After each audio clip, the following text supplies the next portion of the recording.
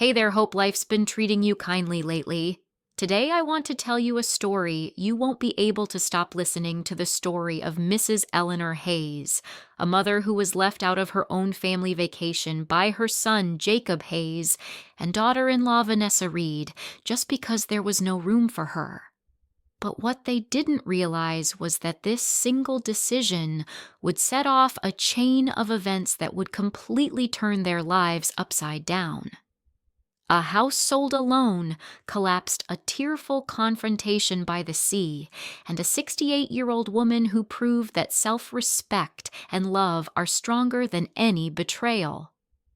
Her two grandchildren, Olivia and Noah, once believed their strict grandma was the source of all the family's problems.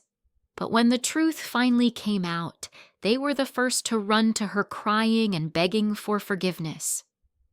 This isn't just a story about pain, it's a story about rebirth and justice that arrives late but surely. Stay until the end because the final scene where an empty chair becomes a symbol of forgiveness will touch your heart deeply. That afternoon, the sky over Port Townsend was covered in a thin layer of pale gray clouds. Eleanor Hayes set the pot of stew on the table and straightened the old checkered tablecloth she had kept since her husband was alive. She'd always believed that as long as she kept the Sunday dinners going, her family would stay close. But lately, those dinners felt more like a formality, polite, but empty. The sound of a car pulling into the driveway broke the quiet. Jacob walked in, still in his office shirt, his tie slightly askew. Vanessa followed behind, phone in hand, talking to someone about an event schedule. The two kids ran straight to the living room without greeting her. Eleanor forced a smile. "You're here." "I made the beef stew Jacob loves most." Jacob replied absent-mindedly, "Yeah, thanks, Mom," while scrolling on his phone. Vanessa glanced at her watch. "Let's eat quickly, okay? I have an online meeting tonight." Eleanor sat down. The clinking of silverware mixed with the tapping of Jacob's phone. She took a deep breath, trying to start a conversation. "I heard you're going to Florida soon. Should I book a nearby room so I can come along and help with the kids?" The room went silent. Vanessa pressed her lips together and gave a stiff smile. "Oh, actually, Mom, we already booked all the flights and hotels. And honestly, a long trip like that might be too tiring for you, right?" Eleanor gave a small smile, her voice trembling slightly. "Oh, I see. No problem, dear. You all have fun." Silence settled again. Noah picked up a piece of meat and muttered, "If Grandma goes, we'd have to stop a lot." Vanessa shot him a sharp look. "Noah." But the words had already pierced Eleanor's heart. She stared down at her plate, watching the streaks of gravy spread like fading memories. Little Olivia looked up, her tone innocent. "Grandma Aunt Clara's going too. She said she's bringing her drone to film everything." The ladle in Eleanor's hand froze midair, clinking softly against the plate. She forced a weak smile. "Oh, that sounds lovely." Clara's always so full of energy, but inside her heart cracked. Dinner ended in heavy silence. Jacob was the first to stand. "I need to make a client call." "Thanks for dinner, Mom." Vanessa collected the dishes without meeting Eleanor's eyes. Eleanor quietly said, "It's fine, dear. I can wash them," though her hands trembled slightly. The sound of Vanessa's heels faded, leaving the kitchen achingly still. A few minutes later, while folding napkins, Eleanor noticed Vanessa's coat draped over a chair. She reached to hang it up when a small paper slipped to the floor. On it was written in bold letters, "Travel Itinerary, Orlando, Florida." She scanned the list of passengers' 7 names and right in the middle, Clara Hayes. Eleanor froze. The room was so quiet she could hear the clock ticking. She sat down holding the paper. It smelled faintly of Vanessa's perfume, the same scent Eleanor had once given her for her birthday, now turned into the fragrance of betrayal. She read the list again. 7 people. Not one of them was her. Yet they'd said, "There's no room left." She folded the paper, about to throw it away, then stopped. A part of her didn't want to forget this feeling, the pain of being treated as unnecessary. The dim light reflected off a framed photo on the cabinet, last year's Thanksgiving picture. The whole family smiling on the porch. Now only she remained in a cold, quiet kitchen. Eleanor whispered softly to herself, "Maybe my chair will never be set again." That night she couldn't sleep. Every gust of wind outside seemed to echo Vanessa's words. "It would be too tiring for you, Mom." But Eleanor didn't feel tired, only empty. She looked around the house once filled with laughter and realized she had lived for others for far too long. The next morning, as she washed her teacup, the sunlight fell across the table, illuminating the paper still lying there. Her eyes caught the line Clara Hayes, seat 7A. Eleanor picked it up, smoothed out the wrinkles, and placed it carefully in the drawer, not to remember the pain, but to remember that it was time to change. If you've ever felt left behind by your own family or understood the silence of a mother like Eleanor Tapp, like and comment the number 1. So I'll know you're hearing her heart too. Eleanor closed the drawer, the soft clang of metal echoing through the still kitchen.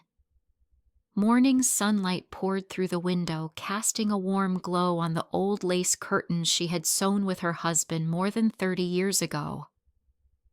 It was strange how the light stayed beautiful while hearts quietly changed. She made herself a cup of tea and sat at the table, opening the worn recipe notebook she had used for decades. The travel itinerary still lay inside untouched. Eleanor ran her fingers along its edge, as if touching a wound that had only just begun to heal. Each printed name was a small cut: Jacob, Vanessa, Noah, Olivia, and finally Clara Hayes, an outsider yet more welcome than his own mother. She placed a trembling hand over her chest, then forced herself to stand and find something, anything to do, just to stop her mind from spiraling. Stepping into the garden, she clipped a few lavender stems and arranged them in a glass vase on the table. The soft fragrance mingled with the mint in her tea. Sitting on the wooden porch chair, she listened to the faint sound of waves in the distance. The house was so quiet she could hear the kitchen clock ticking each second, underlining her solitude. A car stopped in front of the house. The mailman left an envelope on the porch with a polite greeting. Eleanor picked it up and read the return address: Evergreen Financial Bank. She frowned. She didn't recall any recent transactions. Inside was only an ad for a new inheritance-backed mortgage program. She gave a faint, bitter smile. Even advertisements, it seemed, like to remind people of what they'd already lost. By noon, sunlight slanted through the window when Eleanor heard Jacob's car again. He walked in, looking rushed. "Mom, I forgot a file, probably left it on the kitchen table." "I left it right there," she said. He grabbed the papers, avoiding her gaze. Eleanor asked softly, "How long will you be in Florida?"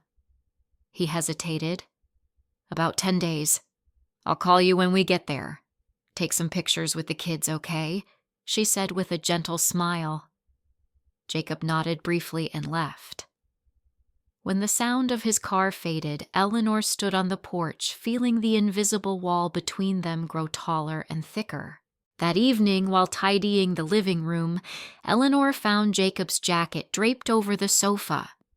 She lifted it to hang it up, but a small envelope fell out. This one wasn't an ad. Bold letters across the corner read, "Loan agreement, secured by future inheritance." Her hands trembled. She opened it carefully, reading line by line. Jacob had signed it using his inheritance from her estate as collateral for a large loan. The room blurred. She gripped the chair for balance. Then in her mind she heard Edward's voice, her late husband's steady tone. Never let anyone decide your worth, not even the ones you love most. Eleanor inhaled deeply, folded the document, and placed it on the table beside the travel itinerary. 2 sheets of paper, 2 wounds, one of the heart, one of the trust, both from the same source. That night she didn't cry. She simply sat by the window watching the moonlight wash over the lavender garden. But instead of sorrow, something else stirred within her, a calm, cold determination. Perhaps it was time to do what she'd never dared before, live for herself. The next morning, she opened the drawer again and took out the itinerary. The words, "Flight to Orlando." 7 passengers glowed in the sunlight. Eleanor smiled a tired but steady smile. She pulled out a new notebook and wrote on the first page, "My plans."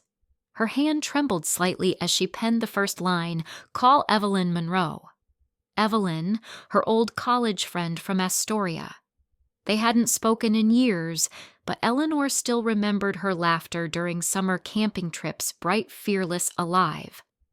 She dialed the number, hearing a mechanical ring, then suddenly a familiar voice. "Hello, who's calling Evelyn? It's me, Eleanor Hayes." A pause, then an excited gasp. "Oh my God, Ellie! It's been forever! You're still in Port Townsend." Eleanor smiled, her voice rough but warm.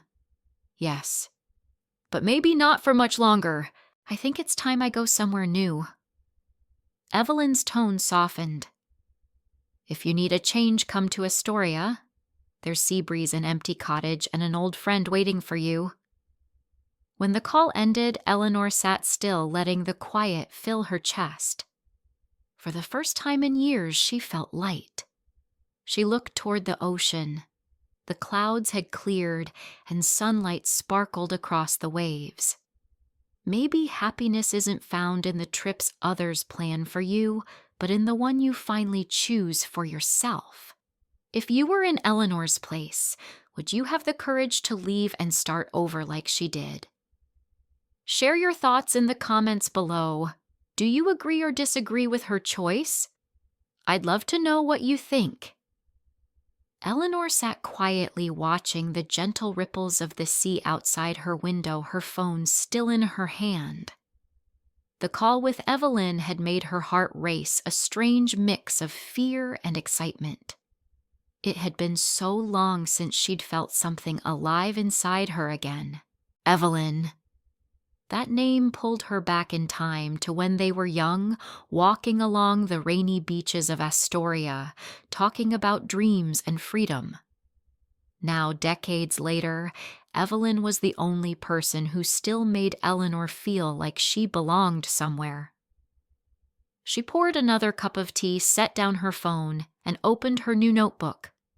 On the first page, the words, "My plans," seemed to call to her.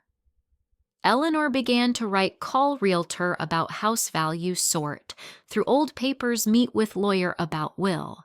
Her pen stopped on the last line, "Find myself again." She smiled softly. Maybe that was the most important task of all.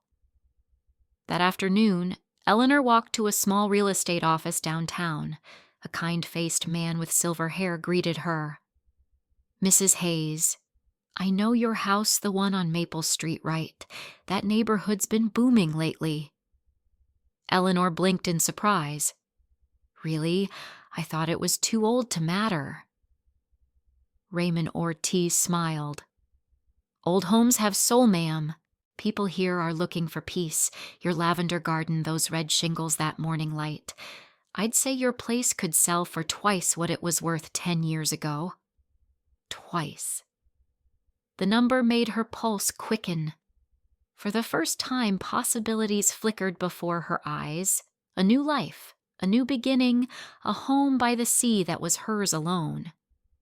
As Raymond took notes, he hesitated, then said, "Actually, about 2 months ago, a young man named Jacob Hayes asked me about that same house. Said he was your son, right?" The air froze. Eleanor's breath caught. "Yes, he is." "I didn't mean to pry," Raymond continued gently. "I just remember because he asked in detail about selling Timeline's estimated value and how inheritance transfers might work." Eleanor thanked him, keeping her composure, but as she stepped outside, her knees weakened. The coastal wind blew hard salt and air, mixing in her lungs. She stood still on the street, realizing she'd been betrayed yet again, but this time something inside her hardened instead of breaking. On her way home, she stopped by the town library where she used to volunteer. The elderly librarian smiled. "It's been a while, dear. How are you?" Eleanor smiled back. "I think I'm moving soon. Maybe somewhere closer to the sea." "Oh, how wonderful! Starting over at your age, that's brave," the woman said kindly. That small, sincere remark made Eleanor's eyes sting. How strange sometimes all it takes is one gentle word to remind you that you still matter. That night she opened her notebook again and added another line. "Not everyone has to understand. I just need to know why I'm doing this." Before going to bed, she called Evelyn once more. "Evelyn, I think I'll come to Astoria soon.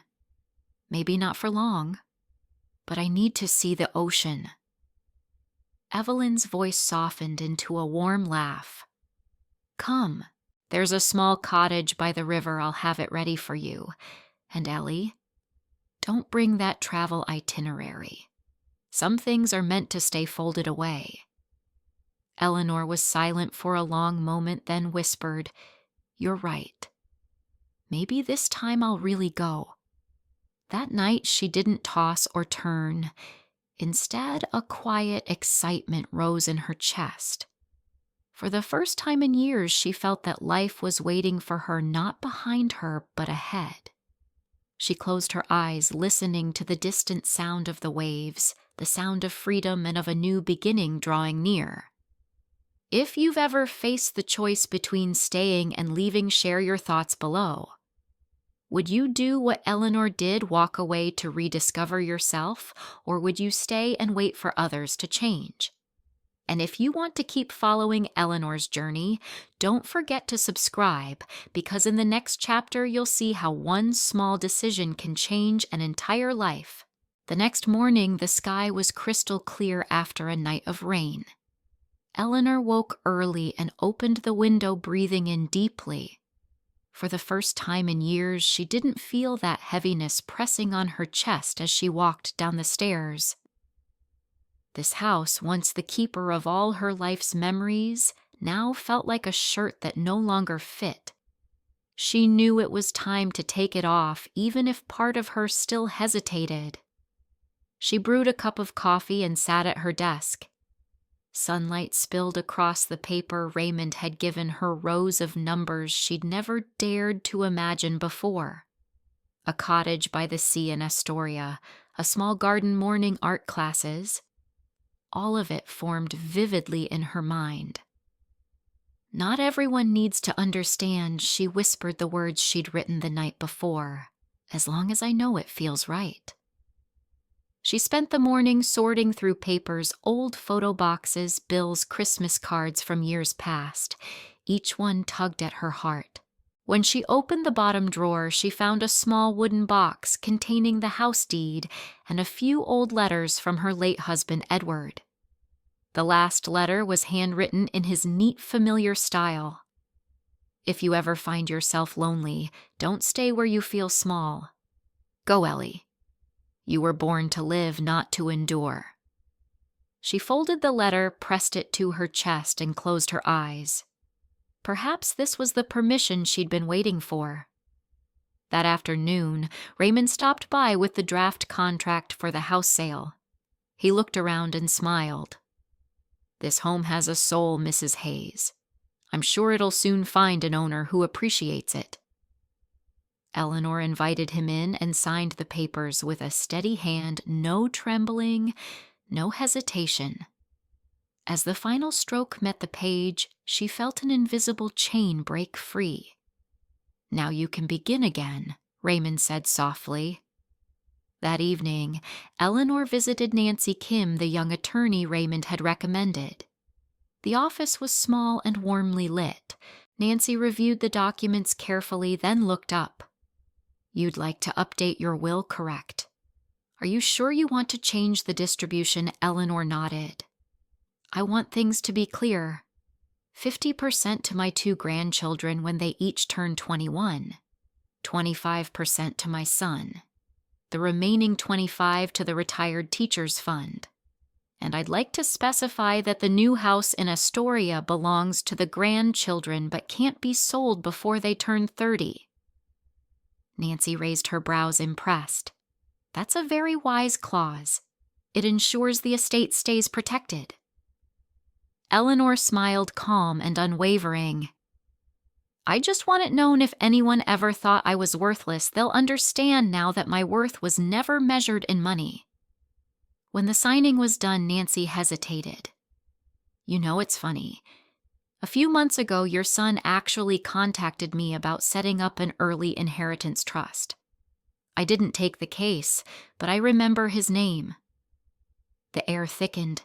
Eleanor gripped her pen tightly, then exhaled and said quietly, "Thank you for your honesty. I suppose that's why I was meant to come here today." Nancy studied her with admiration. Not everyone can face betrayal with such composure. Eleanor rose, smiling faintly. "When others stop respecting you, the only thing you must hold on to is your respect for yourself." That night back home, Eleanor stood on the porch gazing down the empty street. The lamplight bathed the eaves in gold, and the lavender scent drifted softly on the wind. She closed her eyes and felt light freer than she'd been in years. From now on, no one could use the word mother to control or define her. She turned on the kitchen light and added a final note to her notebook tomorrow. Pack the house. Day after, leave for Astoria. The house was quiet, filled only with the sound of wind and the faintest smile on the face of a 68-year-old woman who had just decided to rewrite her life. If you've ever had to choose between staying silent and standing tall for your self-respect, you'll understand how Eleanor feels right now. Do you agree with her decision to sell the house? Share your thoughts below, and don't forget to follow the channel to see what happens next when the real confrontation begins. The next morning, sunlight streamed through the window, glinting off the cardboard boxes stacked along the hallway. Eleanor rose early, tied her hair neatly, and held the checklist of tasks to finish before leaving. Most of her things were already packed. Only a few photo frames, her antique tea set, and the white lace curtains she couldn't bear to part with remained. The house looked both familiar and strange, like an old friend silently seeing her off. She brewed a cup of coffee and sat in her usual armchair by the window. The light fell across the photo of her late husband Edward from his younger days. "I'm leaving soon," she whispered softly, as if he were still sitting there. "You'd probably laugh because I finally learned to live for myself."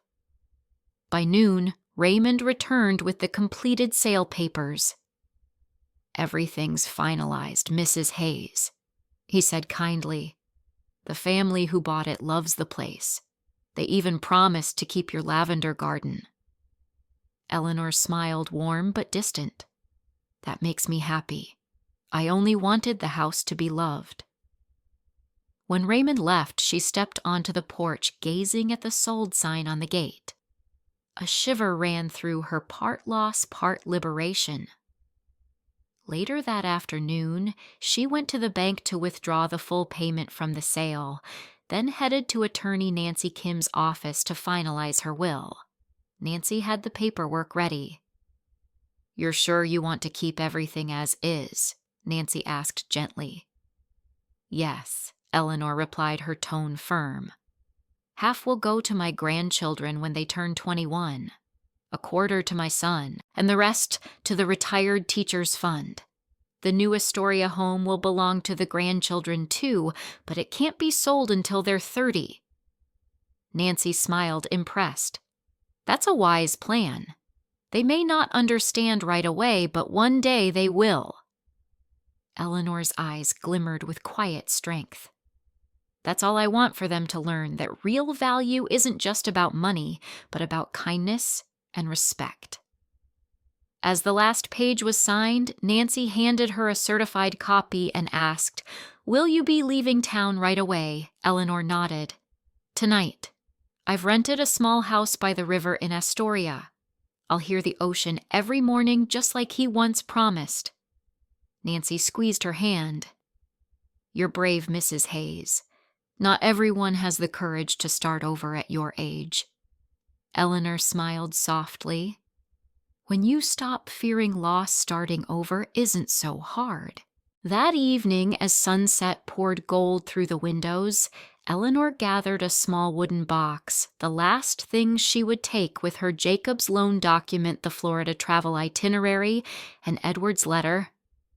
She tied the box with a string, placed it on the table, and set it alight. The flame flickered bright, reflecting in her calm eyes. When the last scrap of paper turned to ash, she whispered, "It's done." That night she didn't sleep. Instead, she wrote a letter to Jacob, not to scold, but to say goodbye. "Jacob, I'm not angry, just sad that I let you believe my love was something you didn't have to earn. But I won't spend another day waiting for your call. I'm leaving not to punish you, but to find myself again. One day, I hope you'll understand justice isn't revenge. It's knowing when to draw the line where trust ends." She folded the letter and placed it on the dining table, once the heart of every family dinner, beside the house keys tied with a red ribbon. At dawn, Eleanor locked the door for the last time and took a deep breath. The house was silent, the only sound the chirping of sparrows outside. She stepped down the porch, got into her car, and glanced once more in the rearview mirror. The sold sign gleamed in the morning sun, a final farewell. Driving out of town, she slowed briefly when passing Jacob Street. The lights were still off. She wanted to stop to knock on the door, but instead she shook her head gently. "No," she murmured. "If he wants to find me, he'll know where to look." As she reached the highway, the ocean wind rushed through the open window. Eleanor turned on the radio, and a familiar song played, the one Edward used to sing to her when they were young. She smiled through her tears, but didn't wipe them away. The road to Astoria stretched long ahead, but for the first time, everything felt clear. She was finally heading somewhere she belonged. In the distance, the ocean shimmered like silver. Eleanor gripped the steering wheel, letting the wind and waves carry her forward toward a new life, where every day would be a beginning, and no one would ever decide her worth again. The road that wound along the coast toward Astoria was long and curving, yet for Eleanor, it felt like the shortest journey of her life, because every mile carried a freedom she'd never known before. The sea breeze rushed through the open window, carrying the salty scent of the ocean, the dampness of grass, and the chill of morning mist. Outside, the world slid by white-painted cottages, small seaside cafes with tilted wooden signs, and joggers who waved with easy smiles as she passed. Astoria appeared after the final bend, resting along the Columbia River where sunlight shimmered on silver water. Eleanor parked by the pier and turned off the engine, letting silence settle around her. Above, seagulls circled and cried, as if welcoming a traveler who had wandered too long before finding her way back. Sitting quietly, she realized she had truly left it all behind: the house, the laughter, the tears, the long dinners full of empty words. After a moment, she called Evelyn Monroe, the friend she still couldn't believe she'd reconnected with after so many years. 10 minutes later, an old Jeep pulled up. Out stepped Evelyn, small and spry, her silver hair cut short, her smile as bright as ever. "Eleanor." They hugged tightly. All the years between them melted away in that single moment. Evelyn leaned back to study her face. "You haven't changed much except your eyes. They look peaceful." Eleanor smiled. "Maybe because for the first time I know exactly where I'm going." Evelyn led her to the riverside cottage she had arranged. It was a little blue wooden house with a white fence windows facing the water and a garden fragrant with lavender and rosemary. The moment Eleanor stepped onto the porch, a calm warmth filled her chest. "This used to belong to a painter," Evelyn explained. "He moved to Portland, wanted to rent it out long term. If you like it, you can buy it later." Eleanor walked slowly down the narrow hall and stopped at a bright room overlooking the pier. She touched the window frame, gently feeling something tender stir inside. "This place reminds me of Edward," she whispered. "He once said that if he ever came back, he'd be a star shining over the water." They sat on the porch sipping coffee. Evelyn spoke about the town, kind people, weekend markets with pies and handmade pottery, the art classes she attended. Eleanor listened, feeling her heart open inch by inch. "You should join me," Evelyn said. "No one here paints for perfection. We paint because we have stories to tell." Eleanor smiled faintly. "Then I think I have too many stories to tell." That afternoon they walked along the riverbank. Fishing boats bobbed in the distance, men mended nets, children tossed stones into the water, their laughter echoing in the air. Eleanor thought of Noah and Olivia. Did they miss her? Or had they already forgotten who Grandma once was? She sighed softly, but for the first time the ache didn't hurt. At sunset, Evelyn brought her to a small cafe called Harbor Light. The elderly owners greeted them warmly, and everyone seemed to know Evelyn. Eleanor realized that here, people looked each other in the eyes when they smiled. "See," Evelyn said, "sometimes to start over, you don't need a reason. Just a place to breathe." Eleanor nodded. "I think I'd forgotten what breathing feels like." That night back at the cottage, she opened her suitcase and took out Edward's letter, the one she'd carried since the day he died.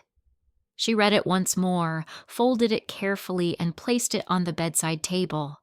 Outside, the waves lapped gently against the shore, and for the first time in months, she drifted into deep, peaceful sleep.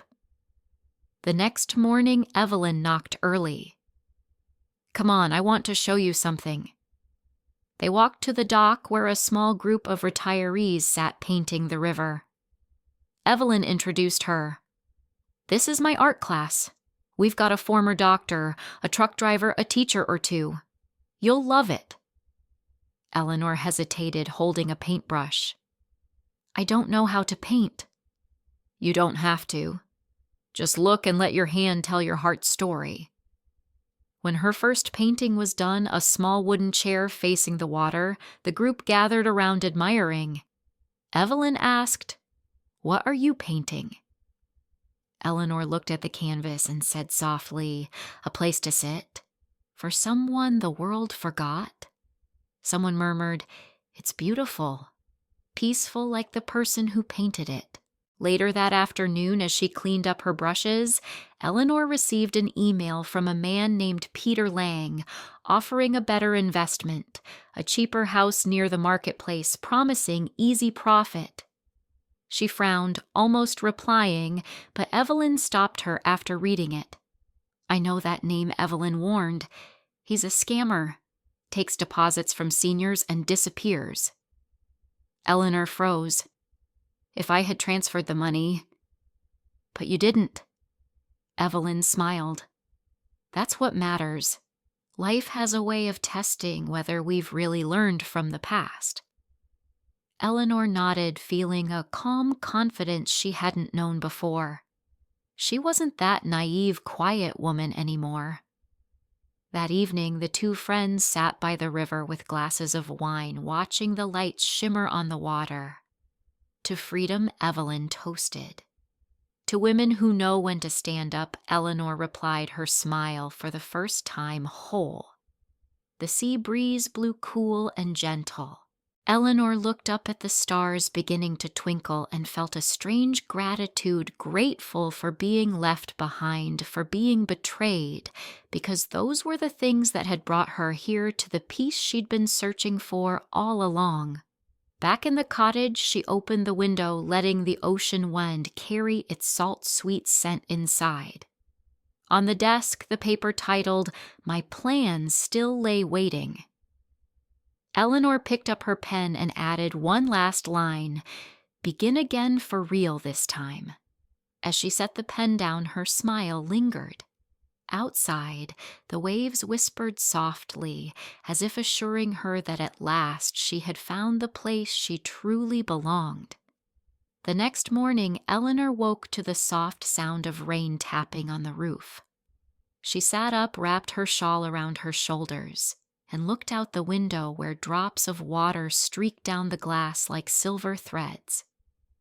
Even in the rain, Astoria was beautiful, damp, quiet, and full of life. The chill made her shiver, yet her heart felt strangely warm.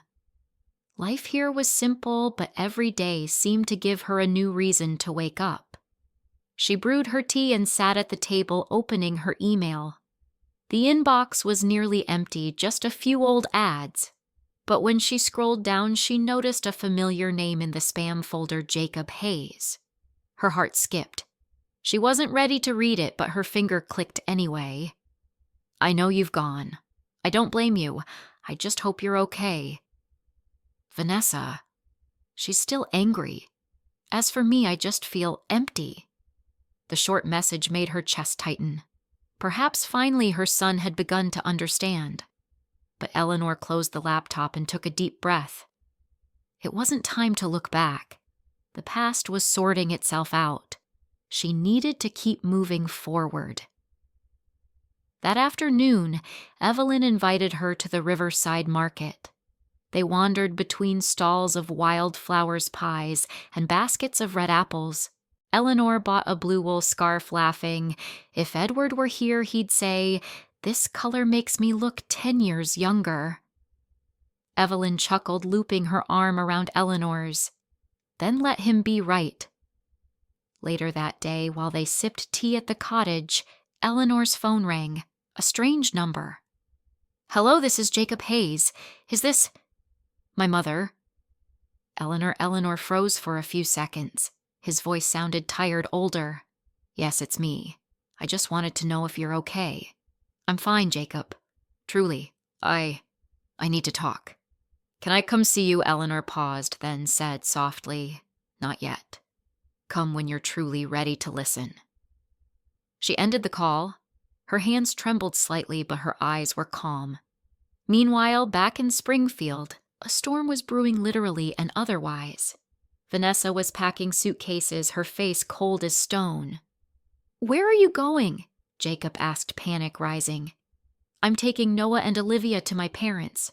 I can't live with a man who treats his mother like a bank account just waiting for her to die so he can pay off his debts." Jacob slumped into a chair. "I didn't mean to. I just thought." "You only ever think about yourself, Jacob?" She snapped. "I won't raise my kids to see this as love." The door slammed. Silence swallowed the house. The next day, a letter from the bank arrived, a demand for full repayment. Jacob read it over and over, sweat cold on his neck. His collateral was gone, and his debt had become a ticking bomb. He tried to call his mother, but the recorded message was the same each time: "This number is no longer in service." In desperation, he drove to Raymond Ortiz's office, the realtor who had handled the sale. "Mr. Ortiz, please help me." "You worked with my mother, didn't you?" Raymond frowned. "I know who you are. You were the first one to ask about her house. I thought you were trying to help her not." Jacob lowered his head, ashamed. Raymond sighed. "The sale was legal, son. The house isn't yours to reclaim. You should talk to a lawyer, maybe even talk to your mother." Back in Astoria, Eleanor was in her art class. Today's painting showed two children holding hands on the beach, while a woman watched them from afar, her face caught somewhere between sorrow and peace. Evelyn glanced at the canvas. Why that scene? Eleanor smiled faintly. "I'm not sure. Maybe because I still think about the people I love, even if they no longer deserve it." Evelyn squeezed her shoulder. "That's what makes you human, Ellie." Eleanor nodded. "At least I've learned how not to hate." 3 days later, a voicemail arrived from Jacob's mom. "I've lost everything. The bank took the house. My job's suspended. Vanessa left with the kids. I'm not asking for help. I just wanted to say I get it now. You were right. I was wrong." Eleanor didn't cry. Instead, a deep stillness spread through her chest, the quiet peace that comes when justice finds its own way. That evening, Evelyn found her sitting by the window watching the rain. "News from Jacob again?" Eleanor nodded. "He's paying the price. But maybe it's the only way he'll grow." Evelyn took her hand gently. "Do you think you'll ever forgive him?"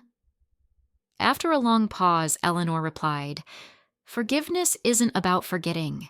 It's about refusing to hate any longer." The days that followed passed peacefully. Eleanor began volunteering at the town library, helping with a reading club for seniors. Mornings were for walking the pier, evenings for painting with her classmates. People in Astoria soon recognized the silver-haired woman with the gentle smile and the soft, kind eyes that carried a trace of old sadness. Then one crisp morning, while Eleanor was teaching a small group how to paint the harbor, a car stopped outside. Evelyn stepped to the doorway, then turned back, her voice soft. "Ellie, there's someone here to see you." Eleanor turned and her breath caught. Standing at the gate was Jacob, pale and weary, eyes sunken with regret. "Mom," he said quietly, hands trembling. "Please, can I talk to you?" Eleanor looked at him for a long moment. No tears, only calm. "Come in. It's cold out there." They sat facing each other in the living room. Jacob spoke first about the debt, the job, Vanessa leaving. Each word was a blade, but this time Eleanor wasn't the one who bled. "Mom, why did you do it? Why sell the house? Why walk away?" She met his gaze, steady and clear. "Because you turned love into a transaction, Jacob. When you used my name to borrow money, when you called me your future asset, you stopped treating me like a mother." Jacob buried his face in his hands. "I know. I've lost everything." "No," Eleanor said gently. "You still have a chance if you learn not to use others as lifeboats for your own weakness." Outside waves crashed against the rocks. Jacob's voice cracked. "Can you forgive me?" Eleanor smiled faintly. "I'm not sure forgiveness is the right word. But I don't hate you, Jacob. I just choose peace." As he stood to leave, a small voice called from the doorway, "Grandma." It was Olivia, clutching a sheet of paper. "I made this for you." Eleanor knelt and unfolded it. The drawing showed a little wooden chair by a window, the ocean beyond it, and a scrawled line beneath Grandma's seat, the seat that never disappears. Eleanor laughed softly, tears glinting at the corners of her eyes. She hugged her granddaughter tight. "Thank you, sweetheart. You're right, Grandma always has a place." When Jacob drove away, Eleanor stood on the porch watching his car fade into the distance. Some wounds she knew would take years to heal, but at least today, a small piece of love had been restored. As twilight settled, Evelyn arrived with 2 glasses of wine. "You okay?" Eleanor nodded, eyes on the horizon where the ocean met the sky. "Yes," she said quietly for the first time. "I really am." Evelyn sat beside Eleanor, slowly swirling the red wine in her glass, watching the rosy hue glint across the wooden table. "I know today wasn't easy," she said softly, "but at least you faced the wound that's been haunting you." Eleanor smiled faintly, her eyes still fixed on the porch where the ocean wind howled stronger. "Yes. But this time, it didn't break me. You know, for so many years I lived like a shadow, always terrified of losing someone's love. Turns out the first thing I lost was my self-respect. They both fell silent. The rhythmic crash of waves filled the pause like a quiet song." Evelyn set her glass down and took her friend's hand. "So what now, you're staying here for good?" Eleanor nodded gently. "I think so. I've finally found what I've been searching for: peace. No one else needs to understand it. I just need to feel it." Evelyn smiled, her eyes full of warmth. "Welcome to real life, Ellie." The next morning, the sky cleared after a night of rain. Sunlight streamed through the window, dancing across the paintings scattered around the living room.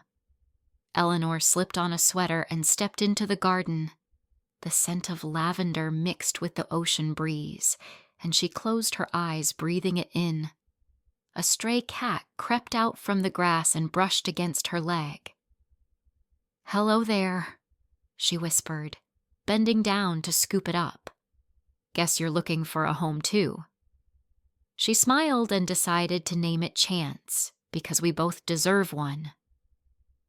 Eleanor spent the morning turning the spare room into an art studio. She moved in a wooden table, lined up her brushes and paints, and hung the canvas Grandma's seat Olivia's drawing right in the center. Every time she looked at it, her heart softened. No more bitterness, just gentle affection. By noon, a knock sounded at the door. The mailman. "Package for you, ma'am, from Springfield." Eleanor thanked him and brought the small box inside. It was from her old bank. Inside lay a simple envelope and a note. "Your account has been closed in full. We wish you a happy new beginning." Eleanor exhaled, realizing she was smiling. The door to her past had finally shut. That afternoon, Evelyn arrived with a basket of pies and apples. "Just came from the market. They're hosting an outdoor art fair. You should submit one of your paintings. People love your work." Eleanor laughed. "An exhibition me. I'm no real artist. You tell stories better than half of them," Evelyn said, placing the basket down. Your empty chair made everyone stop and stare. Eleanor thought for a moment, then nodded. "All right. Maybe I'll send one. As a greeting to my new life." 2 days later, Astoria buzzed with excitement. Amateur artists filled the town square, hanging canvases on wooden easels as locals strolled between them. Eleanor brought the empty chair, setting it near the pier. The painting was simple, a wooden chair facing the sea under a golden sunset, but something about it made people linger. A young blonde woman stopped in front of it for a long time, then turned to Eleanor. "Did you paint this based on someone?" Eleanor smiled. "Based on someone who used to be forgotten.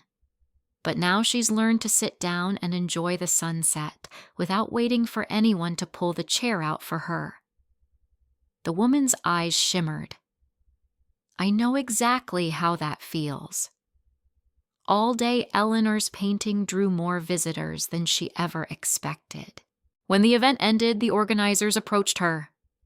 Mrs. Hayes, we'd love to invite you to join the Astoria Art Collective. We hold monthly showcases and discussions. Eleanor blinked in surprise, then smiled. Maybe I really am alive again.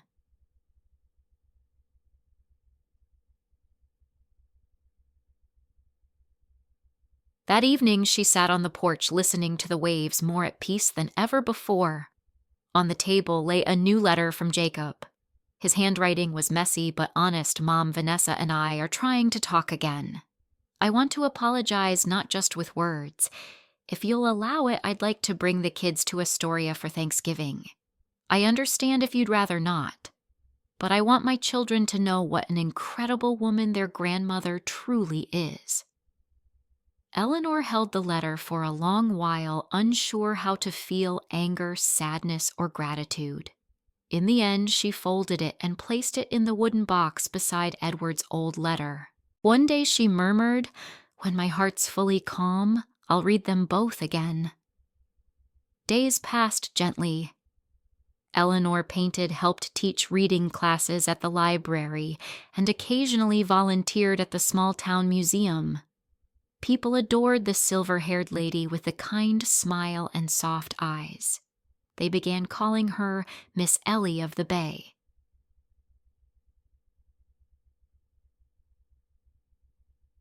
One morning, while adjusting the paintings in her living room, Eleanor noticed something magical. Sunlight streamed through the window and hit the painted chair, illuminating it like gold. She stood still, a quiet belief blooming in her heart. Everything was finally in its right place. That afternoon, Evelyn rushed in breathless. Eleanor, the museum wants to feature the empty chair in their upcoming Art of Healing exhibit. They say it's the perfect symbol of recovery, both body and soul. Eleanor stared, stunned. Really? My little painting? Yes. Evelyn laughed, hugging her. Didn't I tell you? You weren't just painting, you were telling your story.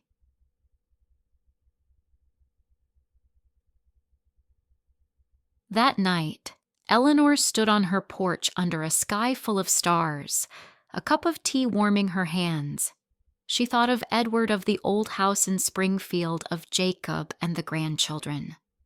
The past no longer hurt. It had simply become part of the bigger picture, the darker strokes that made the light shine brighter. Before heading to bed, she opened her notebook, My Plans, and turned to the last page. In calm, steady handwriting, she added one final line. Peace isn't something you're given, it's something you build. She closed the book, blew out the lamp, and let the faint scent of lavender and paint fill the room. Outside, the sea whispered softly a lullaby for the woman who had lost everything, yet somehow found herself again. The next morning, the doorbell rang again and again, pulling Eleanor from sleep. She threw on a cardigan and went to the door. Standing there was a thin, road-worn man, Jacob. His face was gaunt, his jaw rough with unshaven stubble, and his eyes sunken from too many sleepless nights. A drizzle clung to his coat and hair.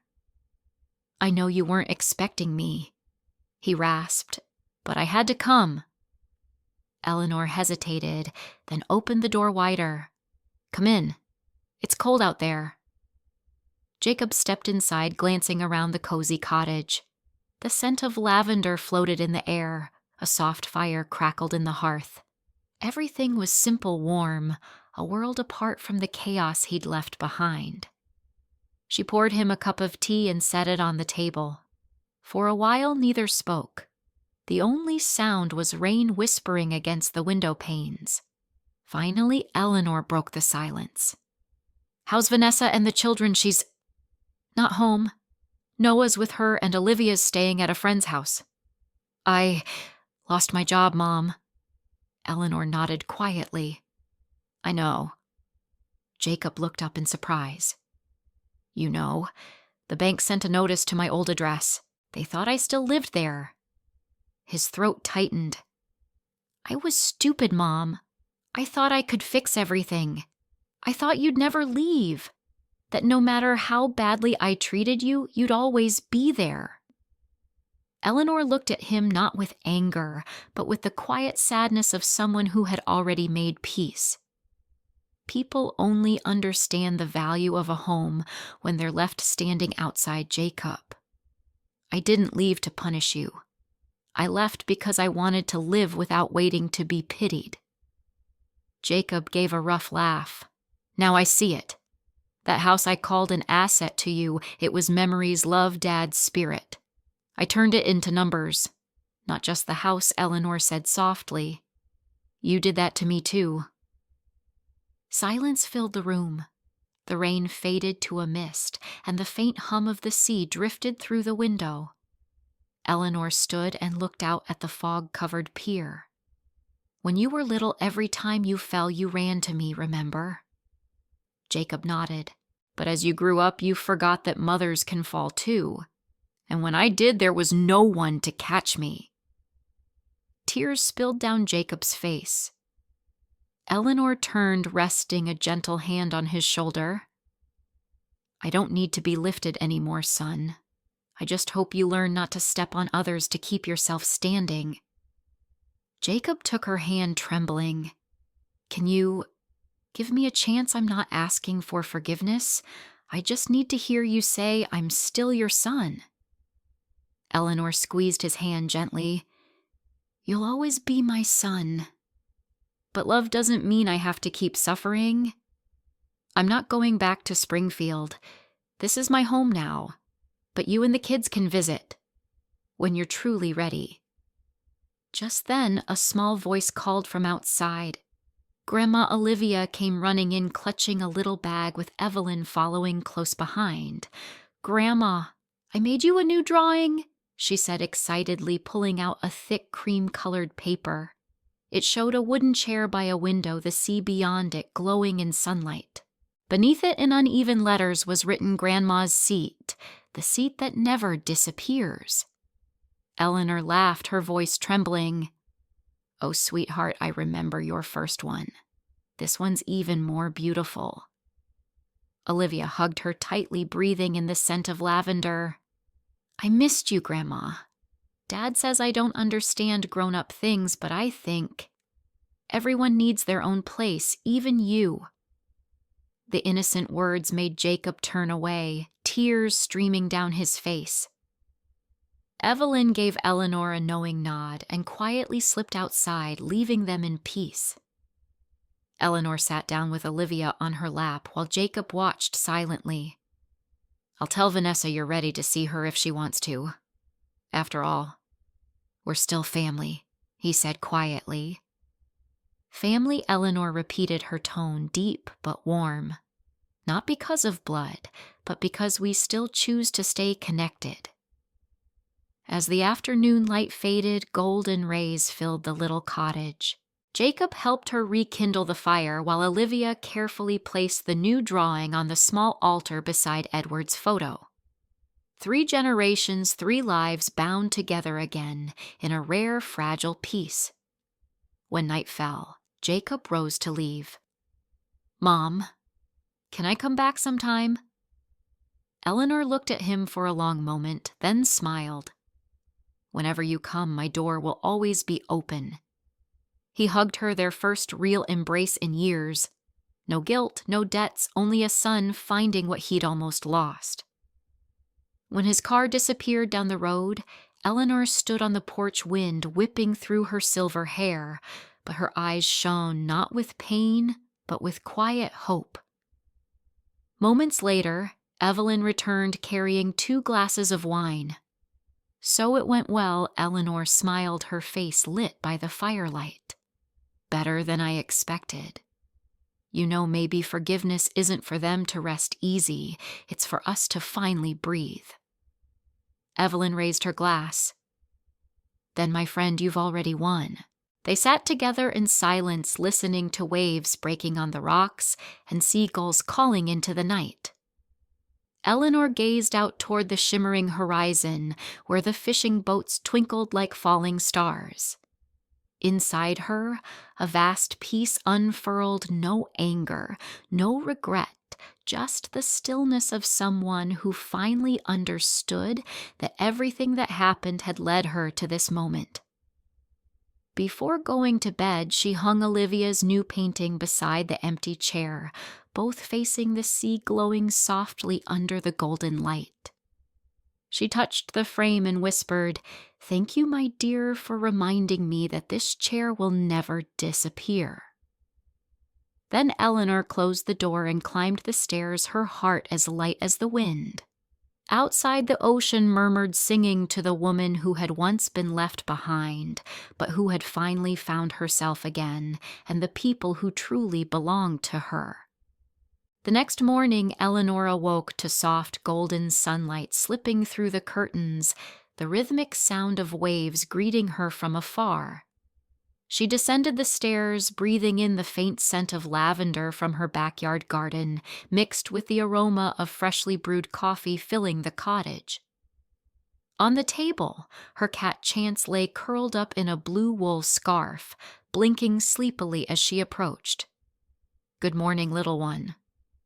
Eleanor smiled, gently stroking its fur. "We've got a full day ahead, don't we?" She opened the window, letting the ocean breeze and the salt of the sea flow into the room. The little cottage had truly become a part of her now. Every corner carried a mark of her new life. On the wall hung the empty chair beside Grandma's seat, both facing the glowing morning light. The two frames seemed alive, shining softly in the sun. After breakfast, Eleanor slipped on her light coat and walked along the riverside path. The fishmonger, the bridge keeper, and the elderly couples walking their dogs all smiled and waved. "Morning, Miss Ellie of the Bay." "Good morning, sweetheart," she answered warmly. Life in Astoria was so peaceful it almost felt unreal. No more sharp words, no more cold glances from the past, only waves, wind, and sincere greetings. At the local museum, she met Mr. Vernon, the curator. The volunteers were preparing the Art of Healing exhibit. In the center of the room stood Eleanor's the empty chair, displayed with care beneath a small plaque that read, "Artwork by Eleanor Hayes," a symbol of healing and the courage to rise after being broken. Each time someone paused to read it, her heart tightened not from pain, but from gratitude. Somehow her hurt had found purpose. Mid-morning, Evelyn arrived with a basket of warm waffles. "You should come to the library this afternoon," she said. "They're hosting a women's circle. They want to hear your story." Eleanor laughed softly. "They want to hear about an old woman abandoned by her family?" "No," Evelyn said, smiling. "They want to hear about a woman who learned how to stand tall after being forgotten. That's a very different story."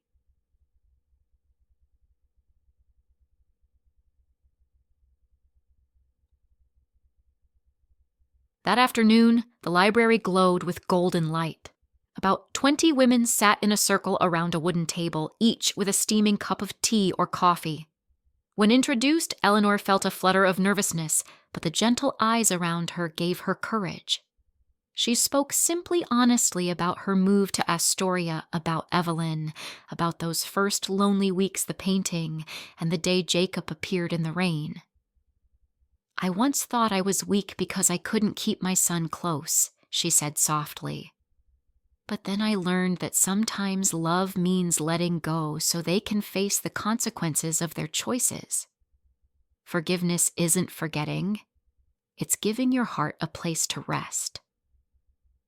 A young woman wiped her tears. "My daughter stopped talking to me too. Thank you for reminding me that leaving doesn't always mean giving up." Eleanor smiled gently. "We're not here to change others. We're here to live kindly and trust that someday they'll understand." When she finished, the room filled with long, heartfelt applause. An older woman approached her, squeezing her hands. "You've made me want to start painting my life again." Eleanor chuckled, eyes shining. "Then don't wait until tomorrow."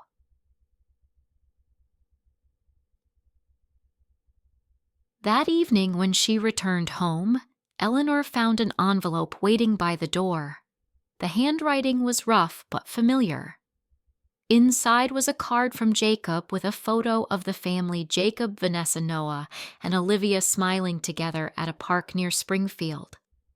On the back were the words, "This Thanksgiving. We'd like to come to Astoria if you still have an empty seat for us." Eleanor read it over and over. Her eyes stung, but a smile slowly spread across her face. She gazed out the window at the moonlight shimmering on the sea. "Yes, Jacob," she whispered. "That chair never disappeared." The next morning she began to prepare. Evelyn came over to help dusting, polishing hanging string lights and evergreen wreaths around the porch. "Are you sure you want them to come?" Evelyn asked, half worried, half curious. Eleanor laughed lightly. "Yes, I'm sure. Not to fix what's broken, but to show them that some doors never close. And this time no one gets to shut them except me." Evelyn smiled and nudged her shoulder. "That's my Miss Ellie of the Bay." As the afternoon sun dipped low, Eleanor went to the market for turkey apples, cinnamon, and a bottle of red wine. Friends along the way waved and wished her a happy Thanksgiving. Expecting guests, one asked. "Yes," Eleanor said, smiling. "Guests I once thought would never return." Back home, she hung a small sign beside the window, "Sunday dinner, all seats open." At sunset, the gold lettering glimmered softly, an open invitation written straight from her heart. Eleanor stood quietly remembering all the dinners that once ended in silence, all the glances that made her swallow tears, all the smiles she faked to keep peace. Now she was the one who decided who sat at her table, and the only reason was love, not obligation. The night settled over Astoria. In the kitchen, the scent of baked apples and cinnamon filled the air. The fireplace crackled softly. Chance dozed on the chair. Eleanor sat by the window looking out at the moonlit sea. In that moment, she almost felt Edward's presence beside her, smiling, as if to say, "You finally did it, Ellie." She reached for her old notebook and turned to the last page where months ago she'd written, "Begin again for real this time." Underneath, she added one final line in steady ink. "No ending is ever painful if you learn how to turn it into a beginning." She set the pen down and breathed in the scent of apples and cinnamon. Outside, the sea whispered softly, hinting that winter was near, but inside her, a small fire had already begun to glow. And somewhere on the road leading to Astoria, a car was on its way carrying Jacob, Vanessa, and the two children who had once broken her heart. This time, they weren't coming to apologize.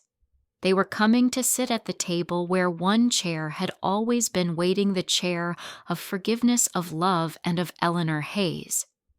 That evening, as the sunset painted Astoria gold, the light spilled over the ocean like ribbons of fire.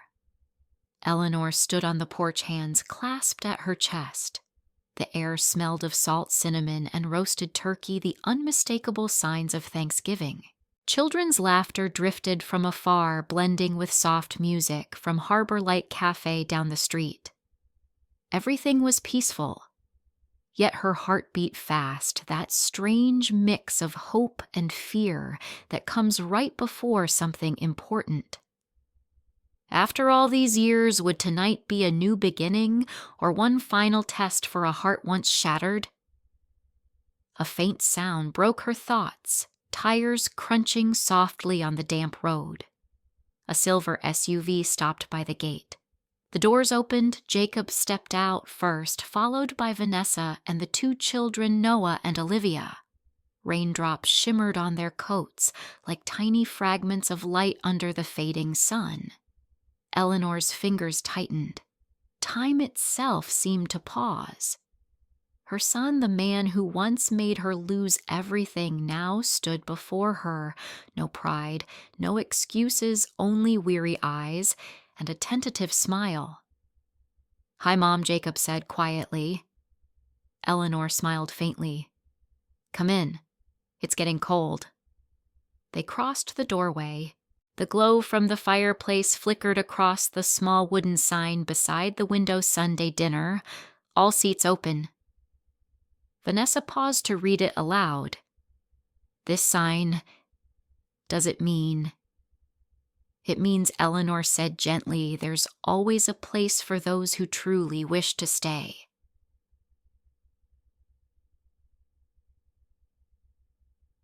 In the kitchen, the smell of turkey-baked apples and cinnamon filled the air. Eleanor had prepared everything just as she used to white tablecloth. Edward's old china, a small vase of lavender in the center. But tonight there was one empty chair. Olivia tilted her head. "Grandma, why is there an extra seat?" Eleanor smiled softly. "Because everyone deserves a place to come back to, even if it's just once." Silence fell for a heartbeat. Then Jacob lowered his head, his voice trembling. "I used to think I'd lost that place forever."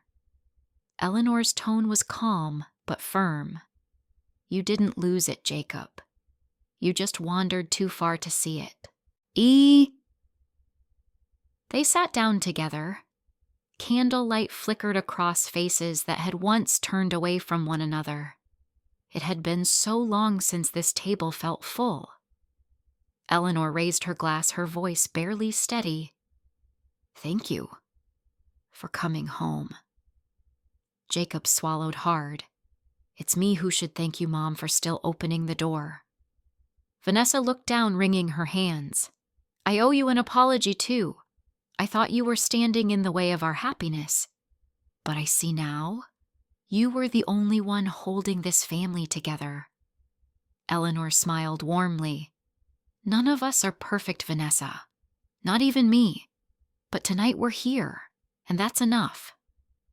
The clinking of forks and the hum of waves filled the silence. Noah shared stories from school. Olivia proudly showed her newest drawing, a boat drifting at sea, carrying the whole family. "I called it home again," she said. Eleanor stared at it, eyes soft. "It's beautiful, sweetheart, because not everyone is brave enough to come home."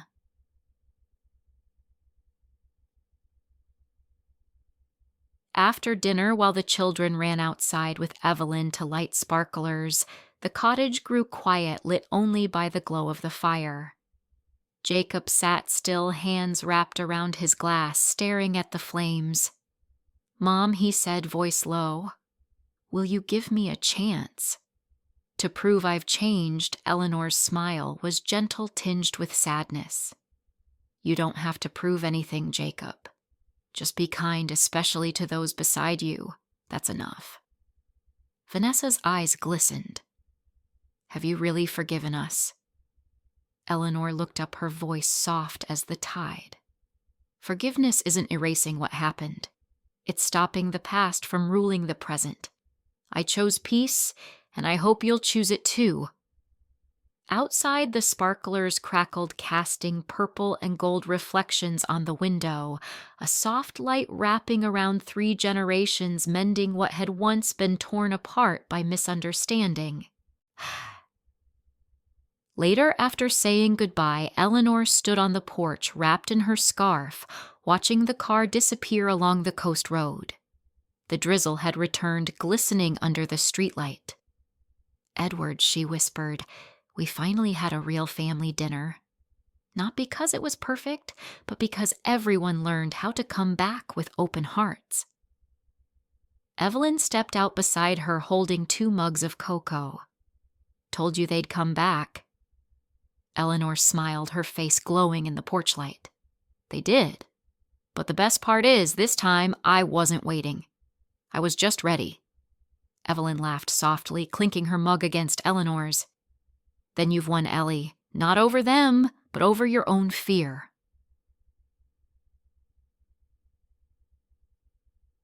They sat quietly listening to the sea's steady rhythm, the night wind whispering through the lavender and the distant call of gulls. Eleanor glanced at the sign, "All seats open." Moonlight shimmered on its letters like silver. She whispered, "Thank you, Edward, for teaching me that love is never too late." A while later, Evelyn headed home. Eleanor walked back into the softly lit cottage. The dining table still held warmth. The empty chair remained peaceful, steady like a witness to everything that had changed.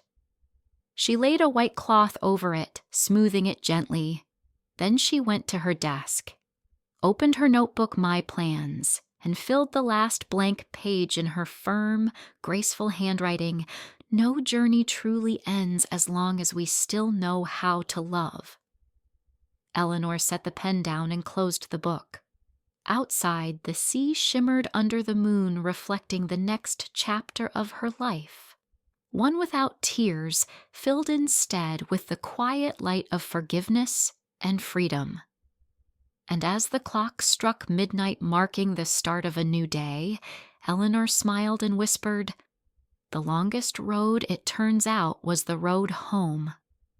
But now, I'm finally there." Life doesn't always teach us through gentle lessons. Sometimes it teaches through betrayal, through tears, through the sound of doors closing right in our faces while we're still smiling in trust. But it's exactly in those moments when everything falls apart, when the heart shatters beyond repair, that we truly learn how to rise again from our own ashes. The story of Eleanor Hayes is not just a tragedy about a mother left out of a family trip.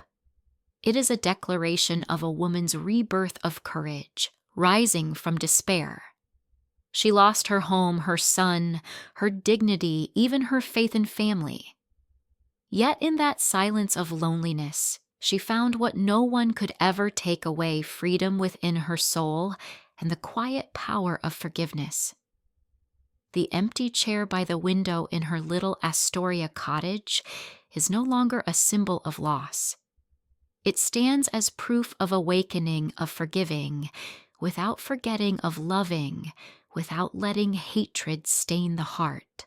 Every ray of sunlight through the window, every wave touching the shore whispers the same truth. Peace doesn't come when life is perfect. It comes when we have the courage to accept that it once broke. If you've ever been betrayed, forgotten, or wondered, "Am I still worthy?" the answer is yes. Your worth isn't defined by how others treat you, but by how you rise after you've been knocked down. Life can be cruel, but it's also fair. It takes away just enough to teach you what truly matters. Thank you for staying until the end of this journey. If you saw a part of yourself in Eleanor's story, a little pain, a little courage, and a flicker of hope, please subscribe, and share this video to spread the message.